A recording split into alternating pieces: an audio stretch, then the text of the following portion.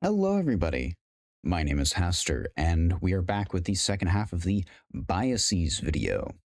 In the first one, we talked about the first 12, and in this video, we are going to be talking about the second half, the next 12. Before we get started, uh, if you haven't seen the first one, I highly recommend it. And if you could, I won't make you. I can't reach through the screen and grab you. But if you could, feel free to leave a like or dislike. I won't stop you. And hitting the subscribe and ringing the notification bell buttons so you never miss another one of my videos. And without further ado, oh, actually, one more thing.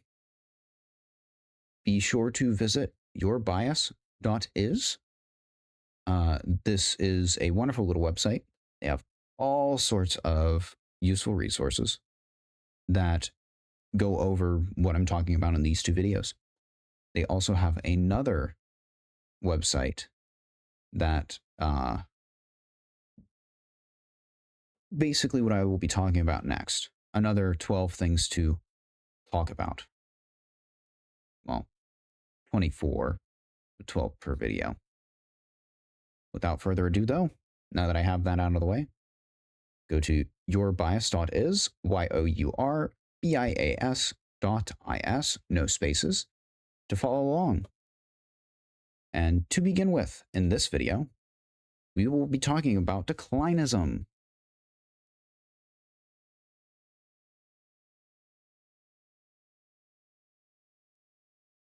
I get ahead of myself when writing. Declinism. Everything's going to shit. I remember back in my day, a soda only cost $1. Well, young whippersnapper, back in my day, a soda only cost 5 cents. That is declinism. It is the, I remember back when, it is the member berries fallacy. Or biasy. Not really a fallacy, mostly because it's cognitive biasy. Oh, and once again, a biasy is something that would affect your judgment irrationally.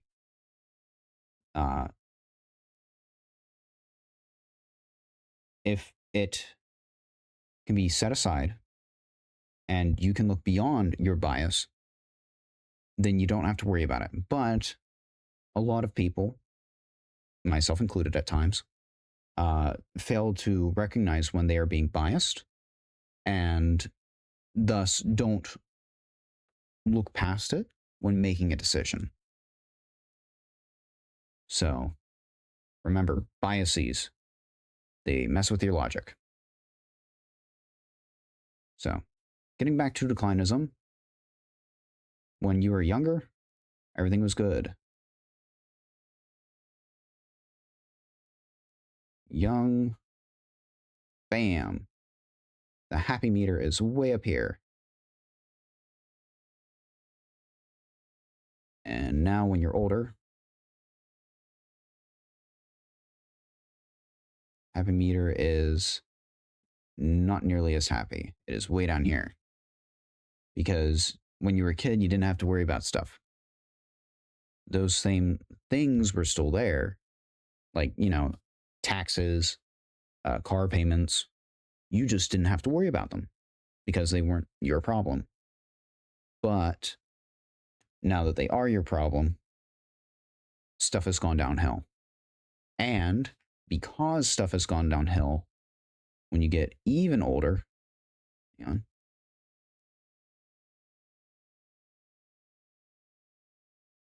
makes you think that shit's going to go way down.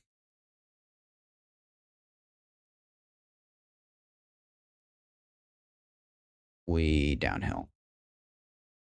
That is declinism. Following declinism, we have the framing effect. The framing effect, effectively, is how you frame something. Yes, I know it's fairly simple. But the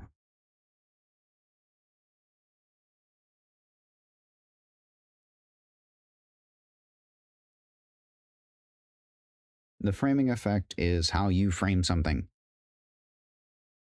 I wonder why it's called the framing effect. But as long as you understand something is being framed in a certain way, it doesn't work. As long as you don't allow yourself to be influenced by, or at least unduly, as they describe it, unduly influenced. As long as you know that they are trying to influence you, as long as you know that you're being influenced, that is what is important. But framing, I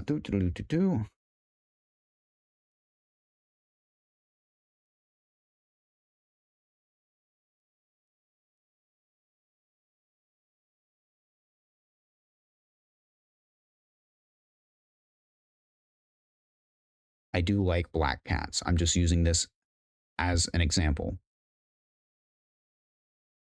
So, framing effect. I can frame. God, that box is terrible. Bam, bam, bam, bam. I don't like black. I can frame it as I don't like black. I don't like black. I don't like black. I don't like black.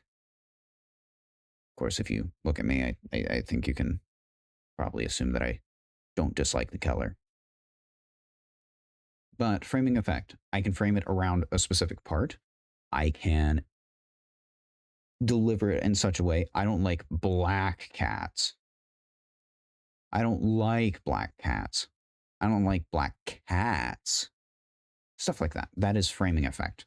It is how you portray it. It is how you, who would have thought it, frame it. Following the framing effect, we have fundamental attribution error. Or the better way to put it is rules for thee, but not for me. All right. So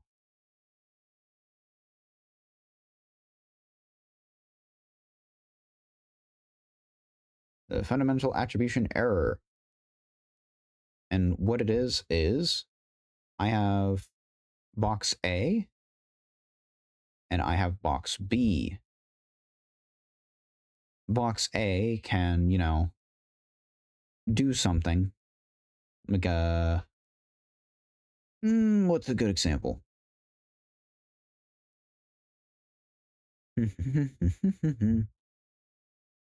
Let's say box A says something really, really shitty.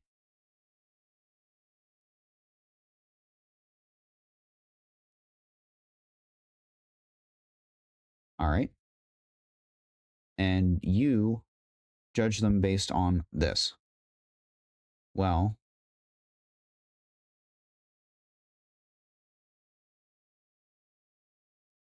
this box right here, that's you. Well, you know that the reason why you're speaking shitty was because someone was speaking shitty to you. It could have been person A. It could have been like some magic person in box C over here speaking shitty.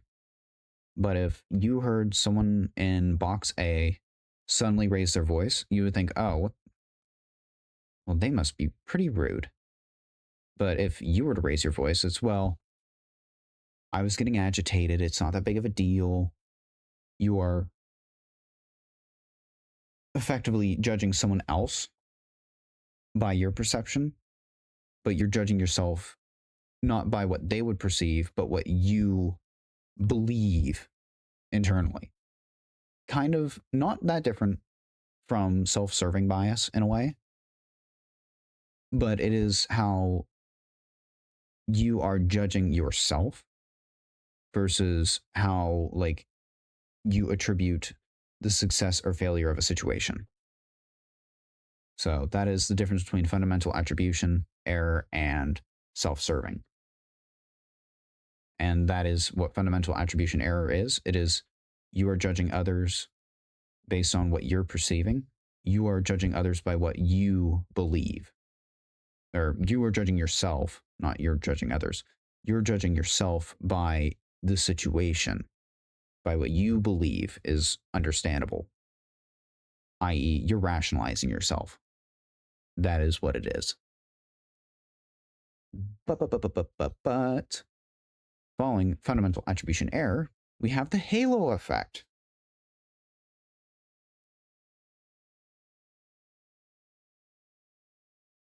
And you'll never guess this.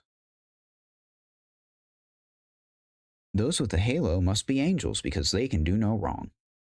My sweet little baby angel. The halo effect is basically you like someone, so you give them more leeway, whether you know it or not. And this influences your judgment of them. Like, it is literally, my sweet baby angel would never hurt somebody. The other kids must have started it. That is the halo effect. My wife could never cheat. I love her. That is the halo effect. Brutus is such a good boy. He would never have bit little Tommy and ripped off his arm. Well, that's the halo effect. So, it doesn't always matter what you believe, because it doesn't always matter. Now, that being said, halo effect can be less important. Like if you're judging a kid like, hey, have you cleaned your room? Oh yeah, and it's definitely cleaner than it was. But like, there's a toy still sitting out. Halo effect, okay. I'll give them some leeway. Like, not always a bad thing necessarily, but it is important to, once again, it's important to acknowledge when you have a bias. And itching my eye. Sorry about that. And it's important to be able to acknowledge that and be able to look beyond them. But following the halo effect, we have optimism and, in a moment, pessimism bias. So I'm going to be combining them into, and I can never remember if pessimism has two S's. It does. It does.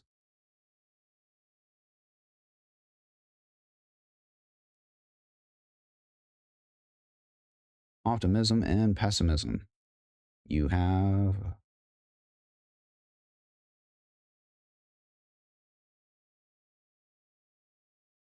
and of course you have your good old-fashioned comedy and tragedy. Yes. Optimism and pessimism are the opposites but equals of this whole the biases. Effectively,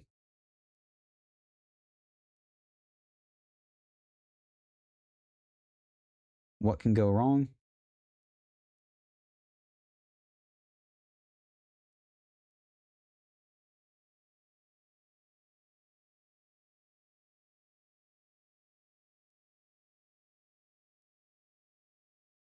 I'm going to use a little bit of framing, but what can go wrong in a happy sense? And what can go wrong in the negative sense? And the optimism, you can't see what goes wrong. What could go wrong? Let's be real here. A whole lot of things could go wrong, but you're not going to listen to that because, well, how pessimistic. But then you have, oh, this is a bad idea. We really shouldn't do this, man. You'll fall, you'll break your leg. The bicycle will explode. The ground will split in two. Get swallowed up and sent to the core of the earth. Won't even be turned into a diamond, just deatomized. What could possibly go right? That is pessimism bias. So, optimism, what could go wrong? Pessimism, what can go wrong? Or what can go wrong? Following those two, we have the just world hypothesis. So hold on.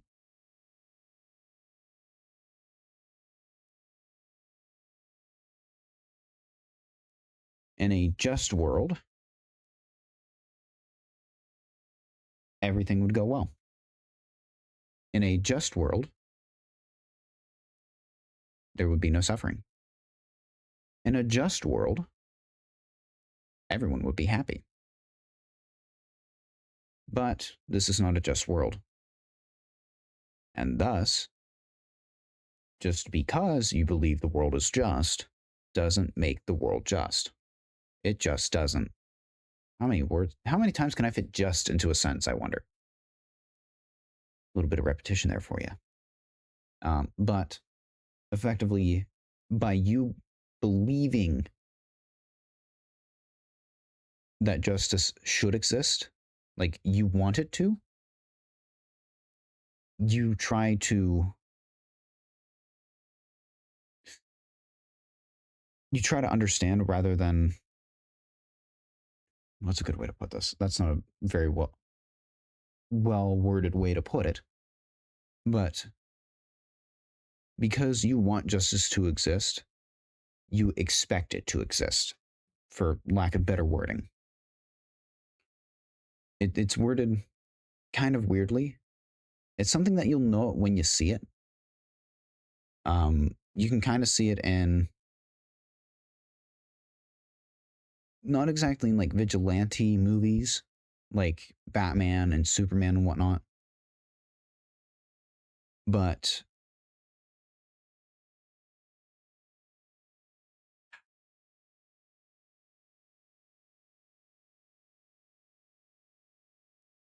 I don't have the words to really describe it in a good way. Like, I will, here, let me actually quote them because my words are not enough. This bias is often manifest in ideas such as what goes around comes around, or an expectation of karmic balance. Yes, there we go. So that is a good way to describe it. And can also lead to blaming victims of crime and circumstance. Yeah. Basically, equal and opposite reaction for everything.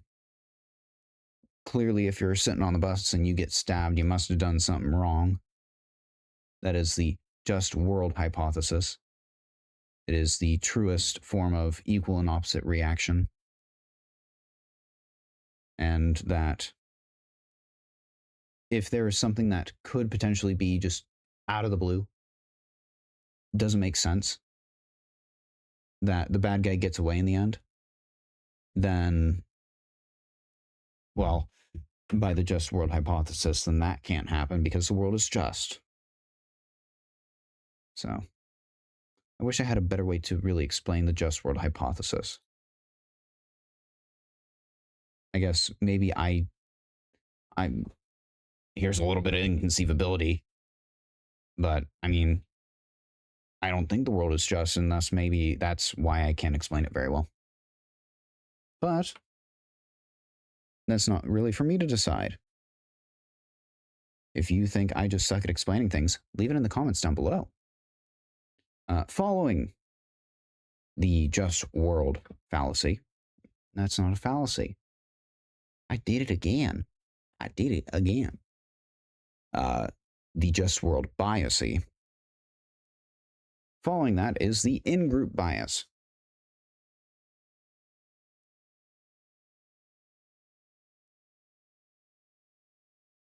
Now, I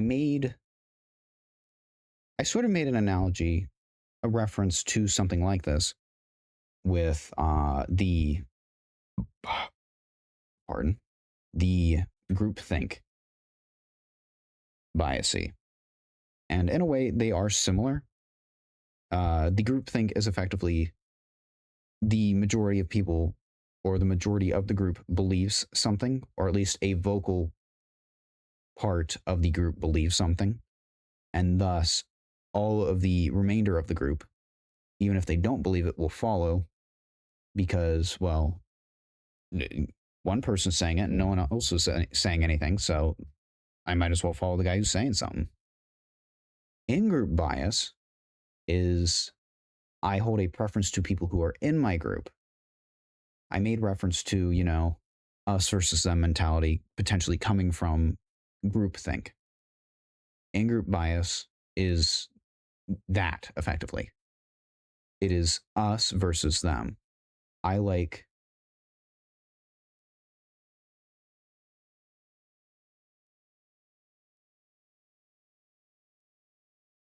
group A, and they are in group B. I will always like group A because I will always dislike group B. Words are hard. And thus, because I'm in this group, my group being better, we must be right and they must not. Well, our group definitely can't do anything wrong. So it must be anything that goes wrong has to be their group. Anything that they try to put out must be wrong because it's their group. Anything that they say must be racist because it's their group.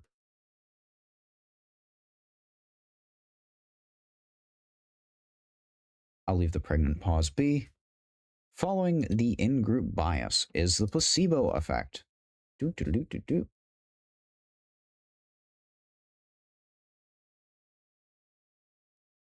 Placebo effect. Effectively, the placebo effect is, I believe it works, therefore it does. The best way to put it is, if you've ever played, using a bit of a niche term, if you've ever played something with, well, not a term, but a niche reference. I don't remember what game it was, but it was a beta for a shooter game. And what they had was this tiny little gun. This little, like, I think it was an MP something or other. Give you the...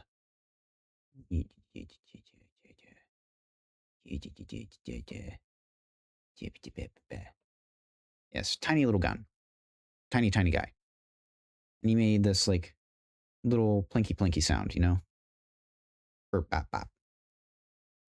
And the other side had... Let me draw the good old boy out, shall I? Yes, they had a certain little friend.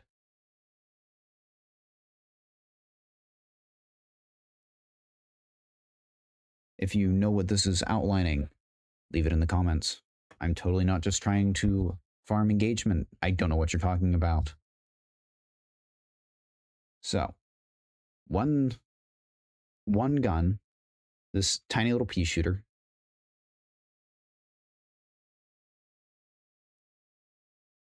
versus the Tommy gun. Why did I only write one M?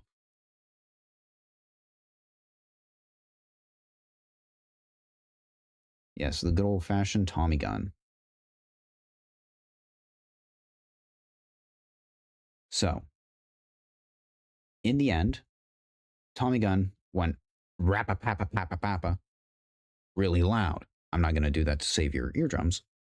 But the pea shooter went plink, plink, plink, and Tommy gun went plank, plank, plank. And funnily enough, despite people overwhelmingly saying that the Tommy gun was arguably better and the pea shooter sucked butt, they were actually equal stat-wise. Like, there was no difference aside from the skin. And where the skin was positioned, it would not have affected the gameplay at all. However, due to the better sound effect, it tricked the people who were using the Tommy gun into believing the Tommy gun was better. It had a better sound and thus had to have been better. There's something... It's going to drive me nuts. I'm going to, like, wake up in the middle of the night and remember it. But it is... It's something involving a car. I don't remember what it is. But a better example, one that I can actually remember, coin counters. And no, I'm not talking about the funny nose people. The machines. The coin counting machines don't actually take that long to count change. In fact, it can do it basically by the time it takes in the change. Like they are snap quick. But people don't trust it because it's so fast. So instead, they have a little, like the ticker noise where it goes tick, tick, tick, tick, tick, tick, tick, tick, tick, tick, and the number rolls up and eventually it slows down once it, in air quotes, reads all the coins. Now, to be frank, it doesn't need to do that. It can tell you like instantly, snap quick once again. But they let it take time because of the placebo effect. This is supposed to be 2 words. I just realized how close that is. So by giving it that extra time and that ticker and like the slow roll of the numbers, it makes people think that, oh, well, the machine must be accurate because it's taking its time. Even though the machine was done like 20 seconds ago, it's just taking up your time at this point. That is the placebo effect. Following up with the placebo effect is the bystander effect. Another, not exactly an extrapolation, but another effect that is somewhat tied to the in-group bias and, well, not in-group bias, sorry, groupthink bias. The bystander effect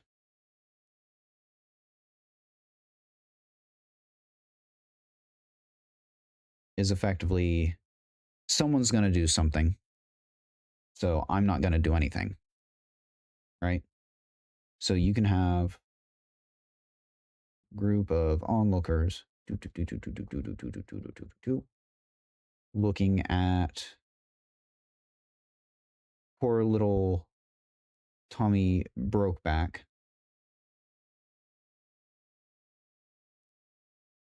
and broke legs.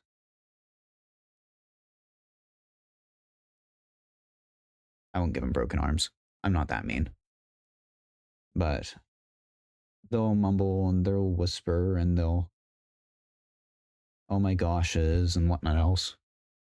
But no one will do anything because oops, I bumped the thing.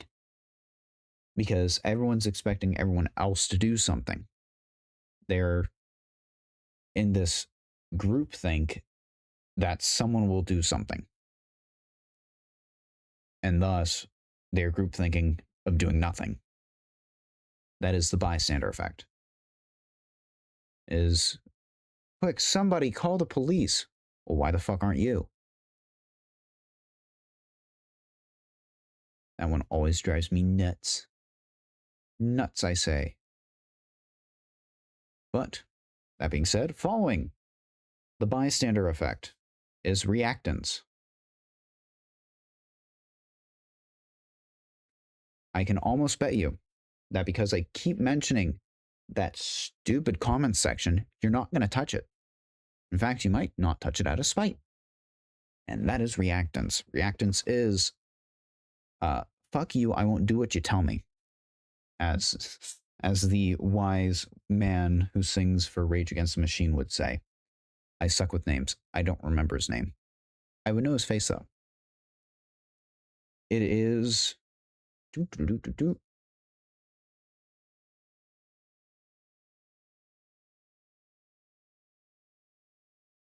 This is sending out magic waves to me, which is repelling me, doing that, and not this. That is reactance. I will do the exact opposite, or nothing at all. In the wise words of a funny fox woman who, she's the one that I first heard this from. It's I don't I don't care what I have to say. The grass is purple to me as long as you are wrong. That is kind of what reactance is. In a similar way, it is not dissimilar to backfire bias or the doorstop bias. But, of course, with all good things, this must come to an end with the final one. This is spotlight effect.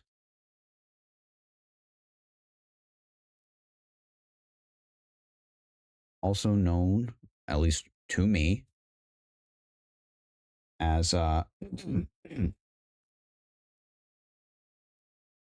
as the, oh god, don't you hate it when you know the word and the word just is gone? It just goes away. It is the self-focused bias, not self-centered, self-focused.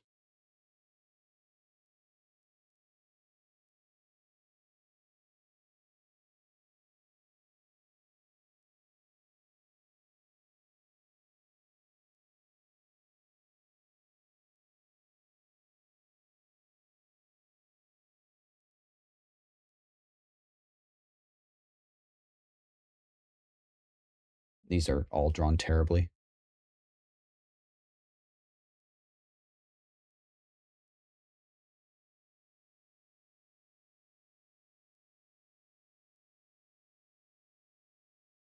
But the spotlight effect, the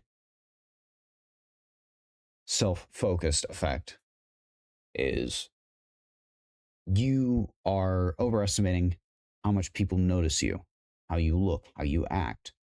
This can actually, at time, well, this often can lead to people having anxiety. It can also lead to people having an overinflated sense of self-worth because they believe, oh, everyone's watching me. The narcissists, the self-centered asshats of the world, that they will bask in the spotlight. They will believe that people are watching them. Look at me. Oh my goodness. Versus, and there are also people who, oh my God, everyone's watching me. What the fuck do I do? Oh God. Oh geez. Oh man. That is the spotlight effect.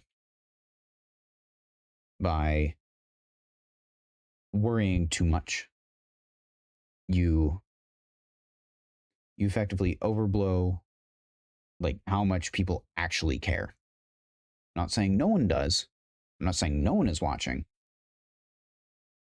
But it's probably not as many as some people might think. Anyway, all that being said,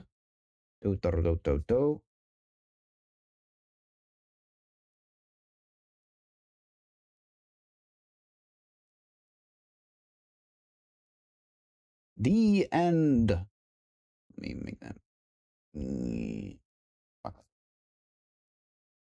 The end. That is it. That is all of the biases, the common cognitive biases that you will encounter in the world. Now, that being said, this is not every single biasy. There are other more niche forms of biases that you can encounter through life, not necessarily knowing what they are, but hopefully, as long as you are paying attention and you have well armed yourself with understanding biases, you'll be able to acknowledge them and better understand them. I bumped the mic again. I don't know if that came through or not. But with all that being said, with all my yapping being done, this was the biases on yourbias.is, the common ones. Once again, go to yourbias.is, yourbias.is, to review all the stuff that I've talked about, to show your friends, to show your family, to show yourself. So in the future, if you ever accidentally do a bias, or if you ever encounter a bias, you can say, oh, I know what that is. And thus be able to continue accordingly, to not let it completely affect you. Anyway, I'll shut up. Be sure to hit the like button if you liked it. Hit the subscribe button if you want to. Ring the notification bell so you never miss a video. And if you want to, leave a comment telling me how much I either rocked or sucked, depending on which one I did. And yeah, that'll be it. See ya.